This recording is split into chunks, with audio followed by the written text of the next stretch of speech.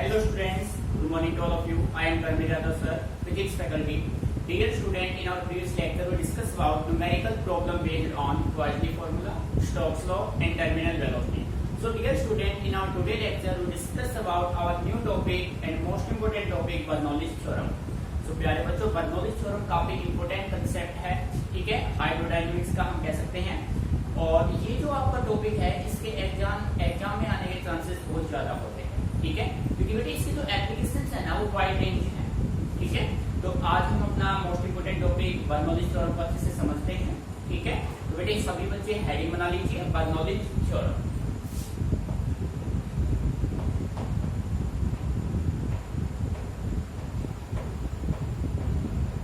Bernoulli's theorem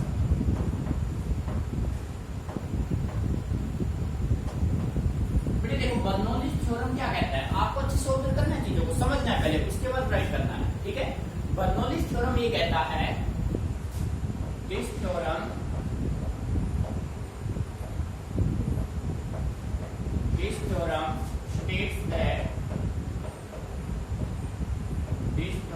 states that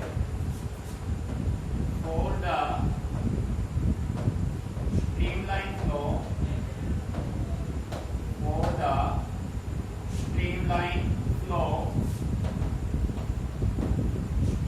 flow of an ideal liquid,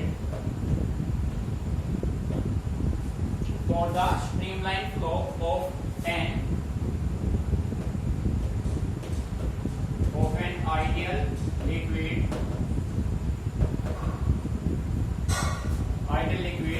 the total energy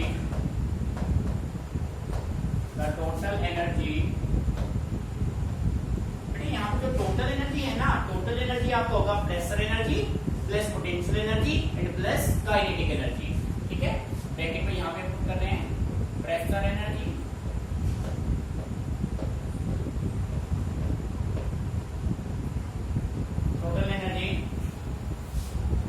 total energy का मतलब होगा pressure energy plus potential energy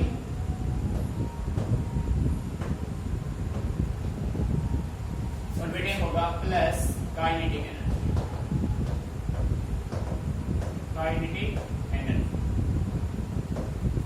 पर unit mass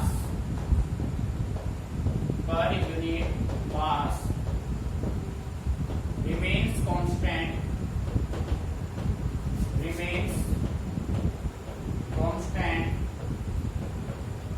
at every cross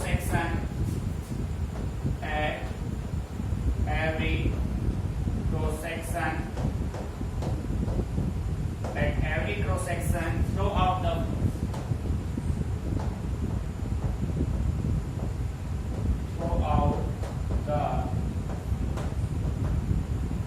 बेटे concept को समझना है आपको, ध्यान से देखो बेटे। बर्नौलीज ये कहता है, according to Bernoulli's theorem for the streamline flow of an ideal liquid.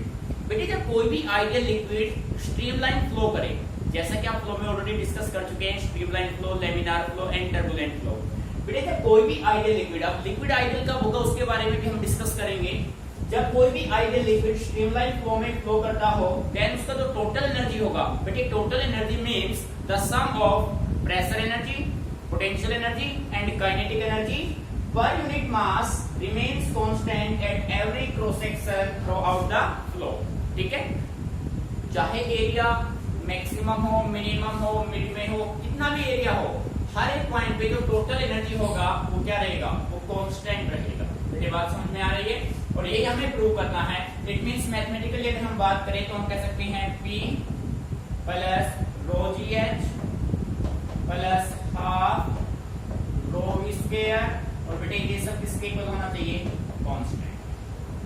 ये आपको प्रूव करना है, ठीक है भाई। हमें प्रूव करना है 3 plus rho g h plus half rho square is equal to constant.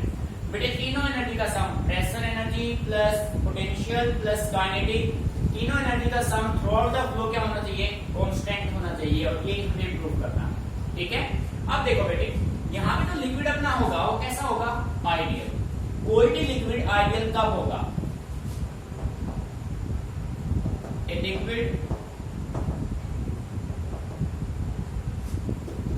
is said to be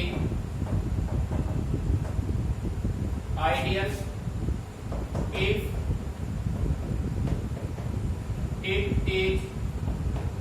it is perfectly incompressible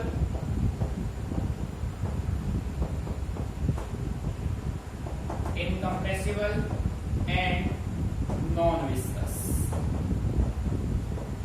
meaning को समझना अच्छे से, कंसेप्ट क्लियर करना है आप लोगों को। भाई कोई भी लिक्विड आइडियल कब होगा, कोई भी लिक्विड आइडियल कब होगा, जब वो आपका परफेक्टली इनकम्प्रेसिबल हो एंड नॉन विस्कस हो। बेटी यदि कोई लिक्विड परफेक्टली इनकम्प्रेसिबल है, परफेक्टली नॉन विस्कस है, then the liquid is said to be ideal liquid. Meaning समझ में आ रहा है?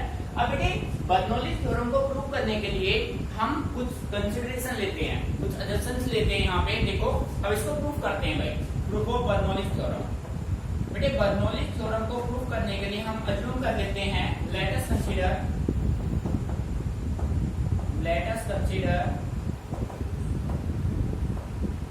ए ट्यूब AB। बेटे हमने मान लिया कि हमारे पास कोई एक ट्यूब है AB, ठीक है। Late us consider tube AB of varying area of cross section, varying area of cross section through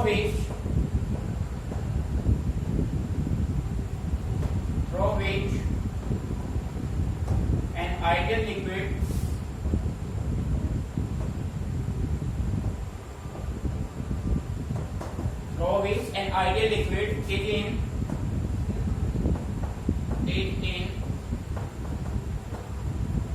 streamline flow। बेटे मैं आपसे फिर क्लियर कर रहा हूं, बर्नौली थ्योरम काफी इंपोर्टेंट टॉपिक है, आपको प्रैक्टिकली इसको ऑब्जर्व करना है, समझना है, बस अच्छे से माइंड में सेट करना है, लिखने पे ध्यान मत देना, कंप्लीट इसको अच्छे से समझिए, एक एक वर्ड को केयरफुली लिसन कीजिए आप, ठीक है। देखो बेटे बर्नौली थ्योरम को प्रूव करने के लिए हमने अज्यूम कर लिया, let us consider a tube, कोई एक ट्यूब ले लिया जिसमें से आइडियल लिक्विड अपना फ्लो करेगा स्ट्रीमलाइन फ्लो में, ठीक है। AB of varying area cross section, जो ट्यूब आपने अज्यूम किया है उसका जो एरिया है वो वेरी कर सकता है, सेम ना हो। भाई दो एंड होंगे, एक से एंटर करेंगे, सेकंड से लीव करेंगे, ठीक है, तो दोनों के एरिया डिफरेंट हो सकते हैं। Through which N ideal liquid is in streamline flow, जो आपका आइडियल लिक्विड होगा उसका जो फ्लो होगा बेटे वो कैसा होगा, वो स्ट्रीमलाइन फ्लो होगा, ठीक है। अब देखो बेटे इसके लिए डायग्राम बना लेते हैं, ये देखिए बेटे ध्यान से,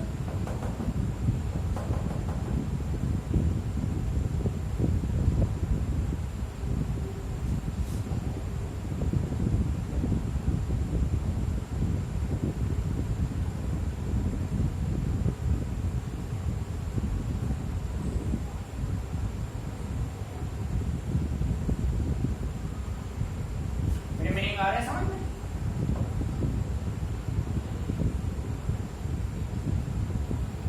ये देखो हाँ बड़े केयरफुली ऑब्जर्व करना है आपको। ये अपने पास एक ट्यूब हो गया जिसको मैंने नाम दिया AB। बेटे डायग्राम अच्छे से समझ लिया ना तो आपका कंप्लीट वर्क हो जाएगा, ठीक है। देखो ये आपने एक ट्यूब ले लिया AB और इस ट्यूब में से आपको ये जो ट्यूब है ये आपका हो गया ग्राउंड। इस ग्राउंड, इसको हम ग्राउंड भी कह सकते हैं, सरफेस भी कह सकते हैं, रिफरेंस लेवल भी कह सकते हैं, अडेंडम भी कह सकते हैं, ठीक है। बेटे बात को अच्छे से समझना आपको।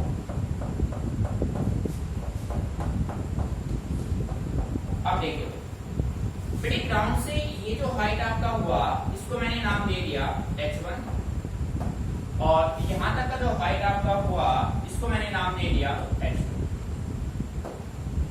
मीनिंग समझ में आ रहा है? ठीक है बेटे, ये हो गया ग्राउंड सरफेस। ग्राउंड सरफेस कह सकते हैं, अडेंडम भी आप इसको कह सकते हैं, रेफरेंस लेवल भी आप इसको कह सकते हैं, ठीक है। अब बेटे ये जो ट्यूब है ना, AB अपने पास ट्यूब हो गया, इस ट्यूब में कैसा लिक्विड फ्लो करेगा, लिक्विड होगा आइडियल, और कैसा फ्लो होगा, फ्लो आपका होगा स्ट्रीमलाइन। ये ध्यान रखना है, कैसा फ्लो होगा स्ट्रीमलाइन। अब देखो बेटे इसमें से आपने ये एक स्ट्रीमलाइन फ्लो करा दिया,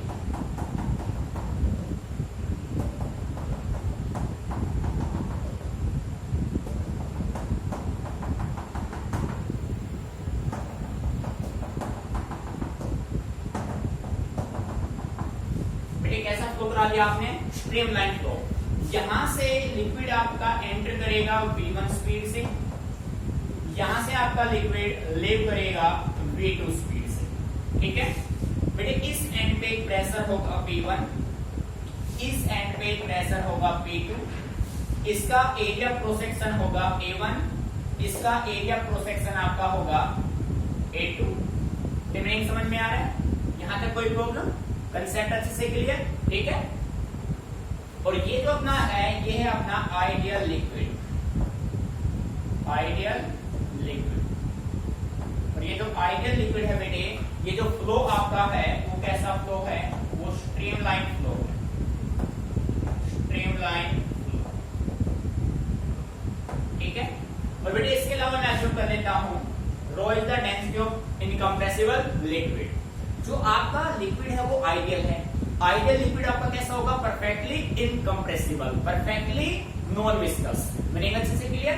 सो प्यारे बच्चों, अब इस डायग्राम की हेल्प से हम इजीली प्रूव कर देंगे कि जो अपना लिक्विड का जो फ्लो होगा, the sum of pressure energy, kinetic energy and potential energy is constant throughout the flow. चाहे आप इस पॉइंट पे ऑब्जर्व कीजिए, चाहे इस पॉइंट पे, चाहे इस पे, चाहे इस पे, किसी भी पॉइंट पे आप ऑब्जर्व कर लीजिए, हर एक पॉइंट पे टोटल एनर्जी आपका क्या होगा? कांस्टेंट होगा। मैंने अच्छे से क्लियर? और यही हमें प्रूव करना है। तो प्यारे बच्चों, एक बार यहां तक इसको कॉपी कर लीजिए, उसके बाद हम अपनी डेरिवेशन को आगे लेके चलते हैं। Note it down carefully. और बेटे बेसिक आप डायग्राम को अच्छे से समझिए। ठीक है, इसको नोट कर लीजिए।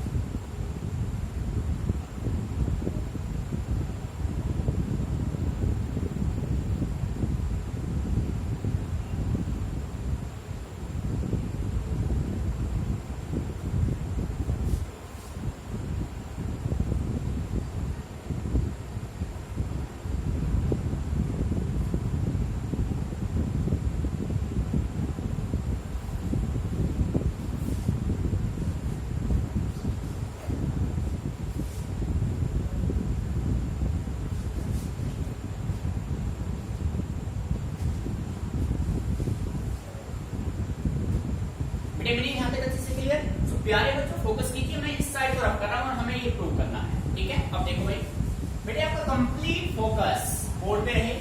ठीक है, देखिए ध्यान से बेटे, ये आप कर रहे हैं बर्नौलीज थ्योरम।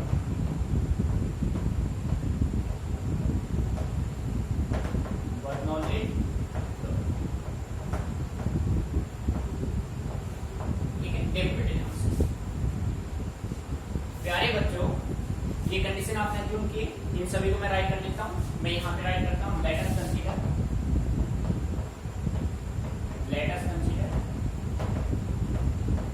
बेटे, कुछ भी आपको लर्न नहीं करना है, रटाफिकेट नहीं करना है, चीजों को समझना है बस। ठीक है, अब जो भी मैं यहाँ पे कोई भी लाइन इंडिकेट करूंगा तो सभी मैं इस डायग्राम की हेल्प से करने वाला हूं। ठीक है, let us assume that P1 P2 pressure applied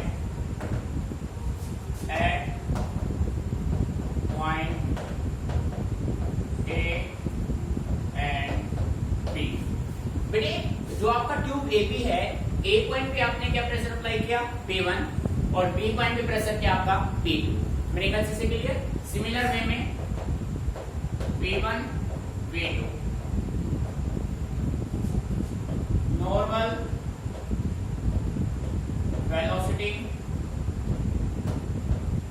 velocity of flow of liquid at A and B। बेटे जो अपना लिक्विड है वो पॉइंट A पे V1 स्पीड से ट्रेवल कर रहा है, पॉइंट B पे V2 स्पीड से ट्रेवल कर रहा है। ठीक है। After that A1 A2 area of cross section of tube at A and B।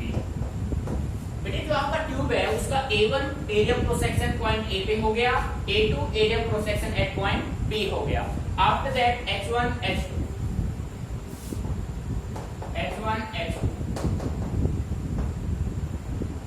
mean height of section from of section A and B from the ground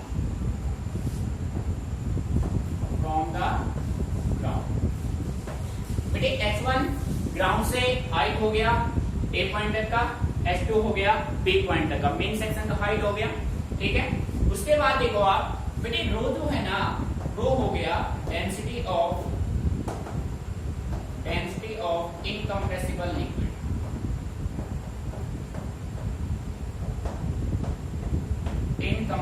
liquid. बेटे incompressible liquid का meaning है ideal liquid. कैसा liquid? Ideal liquid. Meaning आ रहा है समझ में? बेटे जो अपना लिक्विड हम ऑलरेडी डिस्कस कर चुके हैं कि इस ट्यूब एबी में से जो लिक्विड आपका फ्लो कर रहा है ना, वो लिक्विड आपका कैसा है? Ideal liquid. और कोई भी लिक्विड आइडियल कब होगा? जब वो परफेक्टली इनकम्प्रेसिबल हो। मीनिंग समझ में आ रहा है? सो प्यारे बच्चों ये सभी हमने कंसीडरेशन किया on the basis of this diagram, ठीक है। तो बेटे इनको अच्छे से एक बार नोट कर दीजिए, फिर मेन वर्क में हम आते हैं, ठीक है। Note it down carefully.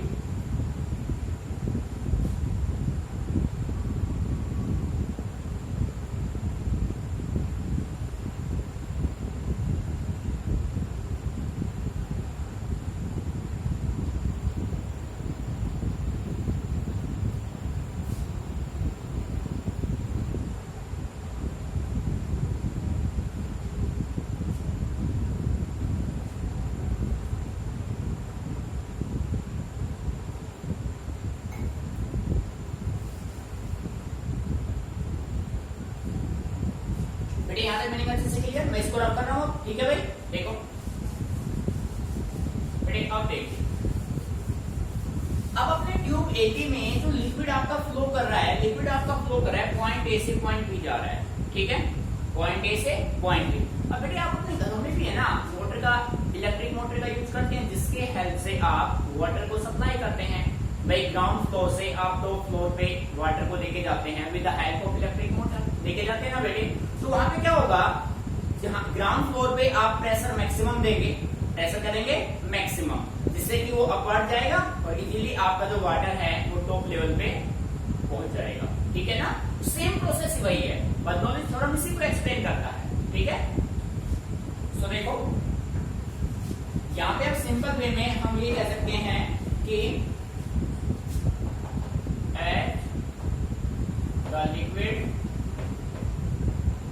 as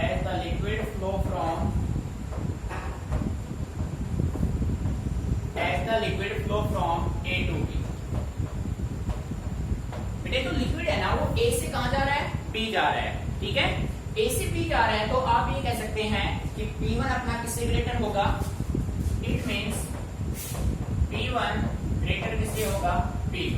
बेटे जब अपना लिक्विड पॉइंट ए से ट्रेवल करेगा, ए से जाएगा तो प्रेशर मैक्सिमम देना पड़ेगा, ठीक है। प्रेशर ए पॉइंट पे मैक्सिमम होगा, ग्रेटर होगा as compare to point B. Meaning अच्छे से क्लियर? सो P1 ग्रेटर किससे होगा? P2 से होगा, ठीक है। अब बेटे हमने टॉपिक सोल्व किया था equation of continuity. Equation of continuity के अगर हम बात करें according to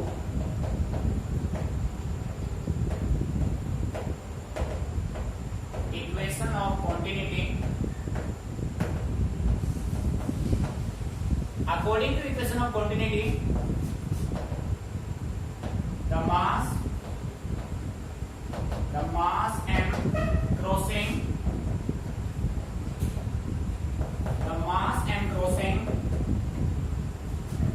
per second, the mass m crossing per second of liquid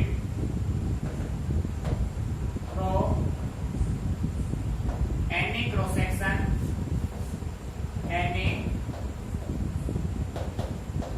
cross section of tube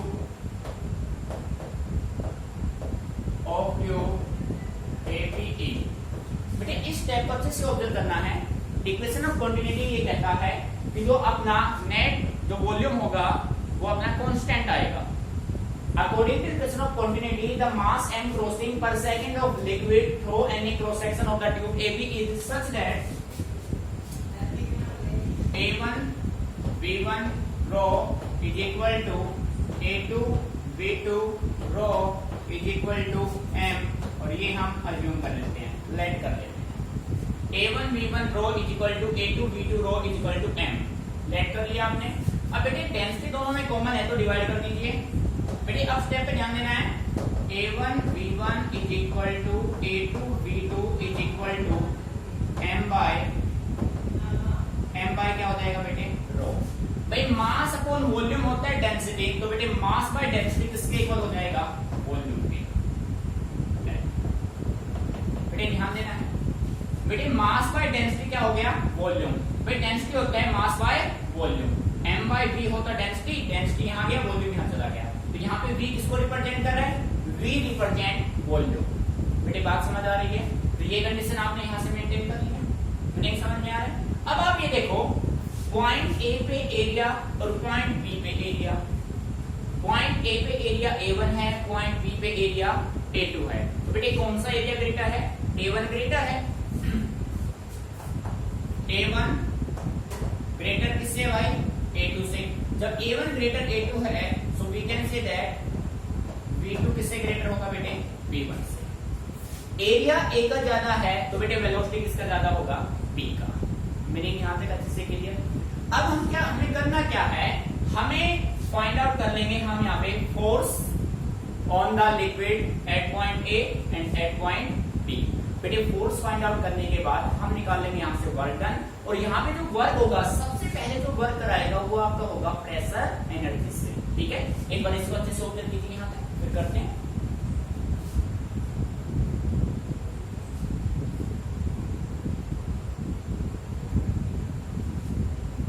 बेटे यहाँ तक meaning clear. Now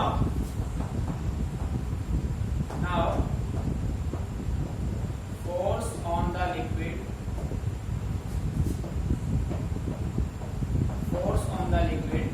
at A। बेटे ध्यान दीजिए, complete focus mode. Force on the liquid at point A। बेटे A पे आपको force निकालना है। जैसा कि आप सभी जानते हैं फोर्स आपका होता है प्रेशर इनटू एरिया, और पॉइंट A से प्रेशर कितना इंक्रीज किया आपने,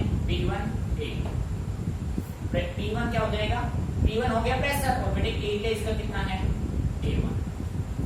P1 इंटू A1 हो गया, फोर्स इंटू एरिया हो गया बेटे pressure, sorry pressure into area आपका हो गया फोर्स।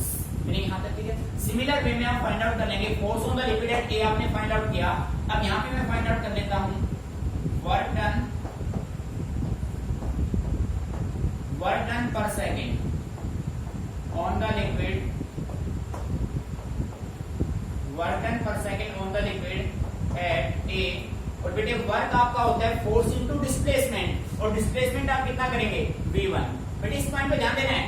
फोर्स आपका हो गया प्रेशर इंटू एरिया, फोर्स हो गया, और बेटे वर्क आपका होगा फोर्स इंटू डिस्प्लेसमेंट। फोर्स आपका है प्रेशर इंटू एरिया, डिस्प्लेसमेंट आपका होगा V1। So we can say write here V1 A1 into V1। Meaning यहां तक अच्छे से क्लियर। और बेटे इस सभी को मैं मान लेता हूं किसके इक्वल, V1 V के। A1 V1 यहाँ पे देखो A1 V1 अपना किसके इक्वल है, V के, और बेटे P1 V हो गया। ये मीनिंग समझ में आ रहा है। देखो भाई हमने क्या किया, P1 A1 इंटू V1 था, P1 एडिटिव A1 V1 अपना किसके इक्वल है, V के। बेटे इसकी वैल्यू आपने V पुट की तो P1 V अपने पास बन गया, कोई प्रॉब्लम। मीनिंग अच्छे से क्लियर। सिमिलर वे में अब हम फाइंड आउट करेंगे force on section B। Similarly,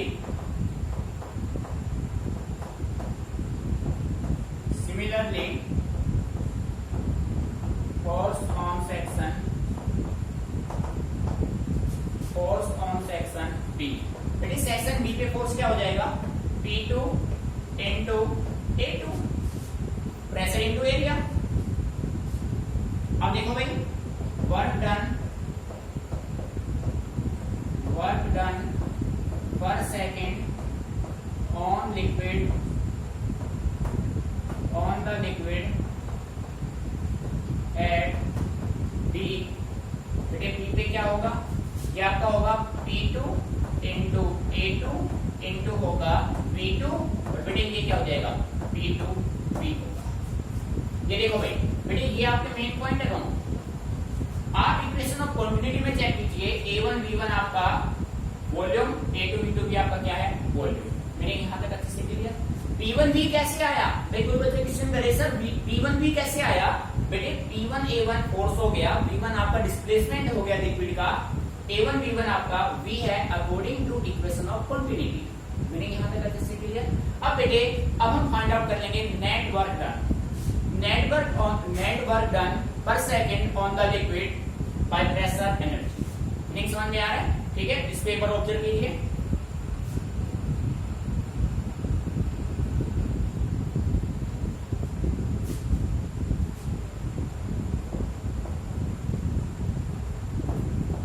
ठीक है भाई, अब देखो बेटे यहां पे मैं राइट कर रहा हूं, यहां पे राइट कर लेते हैं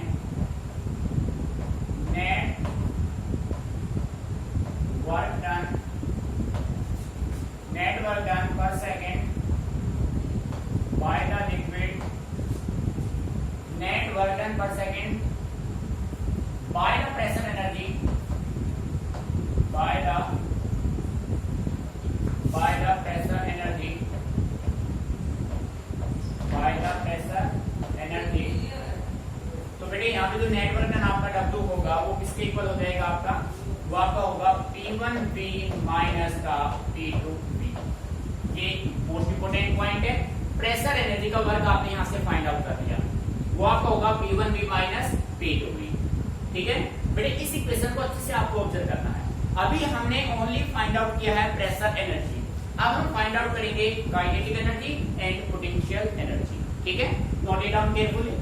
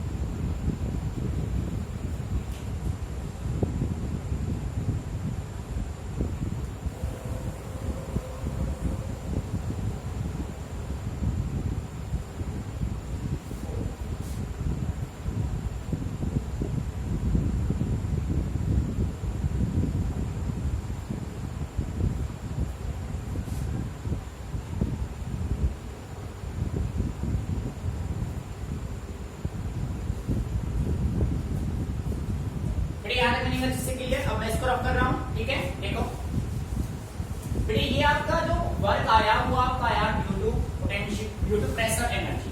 ठीक है, अब हम फाइंड आउट करेंगे इंक्रीज इन पोटेंशियल एनर्जी। ठीक है, work done in increasing the potential energy from A to B। बेटे यहां पे आप राइट कीजिए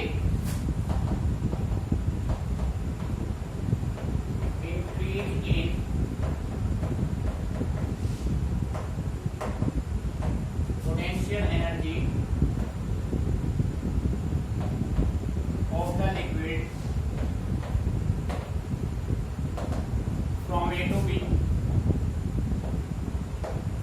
from A to B। देखो बेटे भाई इंक्रीजिंग पोटेंशियल एनर्जी जो आपका होगा A से B जो होगा बेटे वो होगा फाइनल माइनस इनिशियल।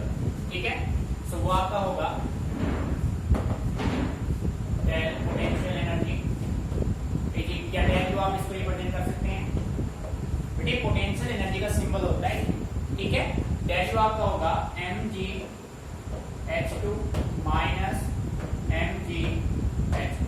मैंने यहां तक क्लियर, ठीक है, बॉक्स में डाल दीजिए। सिमिलर वे में आप find out increase in kinetic energy.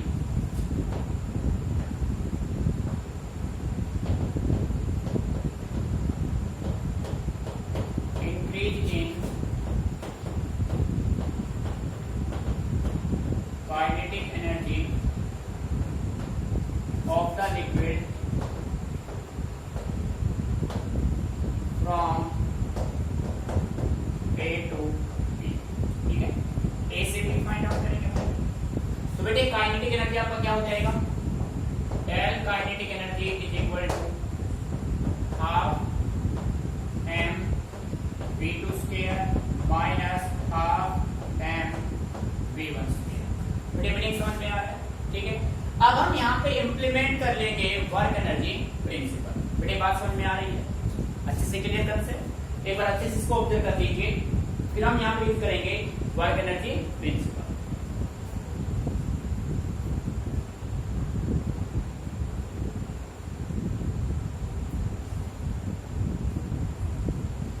यहाँ तक अच्छे से क्लियर? भाई प्रेशर एनर्जी आ गया, पोटेंशियल आ गया, काइनेटिक आपके पास आ गया। ठीक है, now according to work energy principle. बेटे वर्क एनर्जी प्रिंसिपल क्या कहता है, ध्यान से सुनना। Net work done by pressure energy is equal to sum of increase in potential energy plus kinetic energy. So we can say write here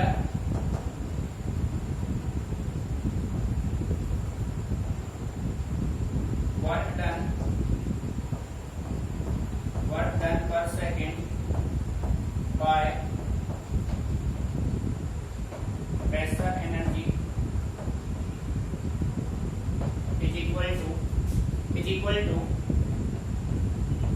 increase in potential energy plus increase in kinetic energy। ठीक है बेटे, मैंने अच्छे से clear? भाई ये अपना increase in kinetic energy है और ये अपना इंक्रीज इन पोटेंशियल एनर्जी है। बेटे वैल्यू आप करेंगे, प्रेशर एनर्जी आपका है P1V minus P2V, P1V minus P2V is equal to potential kinetic आपका पोटेंशियल क्या है भाई, mgh2 minus mgh1 plus half m v2 का square minus half m v1 का स्क्वायर। बेटे अब कंसेप्ट को अच्छे समझना है, क्लियरली बिल्कुल। भाई आप 1 को एक साइड कर दो, 2 को एक साइड कर दो, बात समझ में आ रही है ना? देखो बेटे यहाँ पे मैंने ऐसे राइट किया इसको P1V। बेटे गलती से राइट मत करना, कंप्लीट फोकस बोर्ड पर आप लोगों का। देखो P1V ये mgh1 इधर आएगा तो प्लस हो जाएगा प्लस mgh1, ये हाफ m v1 स्क्वायर इधर आएगा प्लस हो जाएगा हाफ m v1 स्क्वायर। बेटे ये साइड जाएगा प्लस हो जाएगा, ये साइड क्या P2V plus mgh2 plus plus क्या हो जाएगा भाई, प्लस हो जाएगा हाफ m v2 स्क्वायर। बेटे यहां तक मीनिंग अच्छे से क्लियर? किसी बच्चे को कोई डाउट? कंसेप्ट को समझ लेना बस ध्यान से। अब देखो बेटे, अब मैं क्या करता हूं, अपनी तरफ से लेफ्ट राइट दोनों साइड को मैं m से डिवाइड कर देता हूं। ठीक है, divide by m on both side. बेटे बोथ साइड हम इसको m से डिवाइड कर लेते हैं। तो देखो P1V divide by m plus mgh1 divided by m plus half m v1 का square by m is equal to P2V by m plus mgh2 by m plus half m v2 square by m। बेटे मैंने यहां तक अच्छे से clear? अब देखो भाई, बेटे आप कंसेप्ट को ध्यान से सुनना है। अब मैं इसको रफ कर रहा हूं, इसका यूज मैं ले चुका हूं। देखो ये डायग्राम हम यूज कर चुके हैं अच्छे से इसको। ठीक है, अब देखो बेटे, जैसा कि आप सभी जानते हैं भाई, यहां से m से m तो कैंसिल आउट हो जाएगा, ठीक है, ये m से m कैंसिल, ये m से m कैंसिल। बेटे यहां तक नहीं समझ में आ रहा है? बेटे जैसा कि आप सभी जानते हैं, मास बाय वॉल्यूम होता है डेंसिटी। मास बाय वॉल्यूम क्या होता है? डेंसिटी। वॉल्यूम अपॉन मास क्या हो जाएगा? 1 बाय डेंसिटी। तो प्यारे बच्चों, इसको आप राइट कर सकते हैं P1 upon rho, P1 upon rho plus GH1 plus half V square is equal to P2 upon rho plus GH2 plus half V2 square. बेटे यहां तक मीनिंग समझ में आ रहा है? अब जैसे आपने इक्वेशन ऑफ क्वांटिटी में क्या था, सिमिलर वे में आप ये कह सकते हैं, ये सब जो अपना है आप कह सकते हैं कि P, अच्छा एक स्टेप और बढ़ा लेते हैं। अब सुनो बेटे ध्यान से, आप ऐसा कीजिए, एलसीएम ले लीजिए। रो आपका क्या हो गया? एलसीएम हो गया। रो क्या हो गया? एलसीएम। एलसीएम ले लो, ये बनेगा P1 plus rho GH1 plus half rho V1 square is equal to P2 plus rho GH2 plus half rho V square. बेटे मीनिंग आ रहा है समझ में?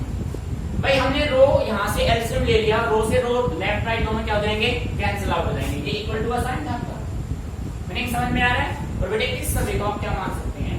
We assume that P plus rho GH plus half rho V square, और बेटे सब किसके बराबर हो जाएगा? कांस्टेंट। और प्यारे बच्चों, आपको यही प्रूव करना था। भाई total energy means sum of pressure energy, potential and kinetic का सम किसके बराबर हो? कांस्टेंट। Meaning clear? सो प्यारे बच्चों, ये टॉपिक आपका फिनिश हुआ। काफी इंपोर्टेंट टॉपिक है। अब इसके एप्लीकेशंस और हम करेंगे, ठीक है। एप्लीकेशन थ्योरेटिकल आप उसको रीडिंग भी कर सकते हैं सेल्फ से भी, ठीक है। सो प्यारे बच्चों, इस डेरिवेशन के लिए इस वीडियो को मिनिमम 2 टाइम्स अच्छे से आप ऑब्जर्व कीजिए। बेटे स्टेप वाइज अच्छे से आप ऑब्जर्व करना है, काफी इंपोर्टेंट टॉपिक है। स्टेप वाइज ऑब्जर्वेशन इसका करना है। कहीं भी कोई भी किसी तरीके की आपको प्रॉब्लम आती है तो आप हमारे साथ उसको शेयर कीजिए, ठीक है। पर बेटे मैं फिर आपसे कह रहा हूं, इस वीडियो को केयरफुली ऑब्जर्व करना है बाय प्रैक्टिस। इसमें मिनिमम 2 टाइम्स इस डेरिवेशन को आपको बाय राइटिंग में लेना है, ठीक है। अब इसको ऑब्जर्व कर लीजिए, नोट इट डाउन केयरफुली, और जहां कोई भी प्रॉब्लम आती है तो आप उन्हें हमारे साथ शेयर कीजिए, ठीक है।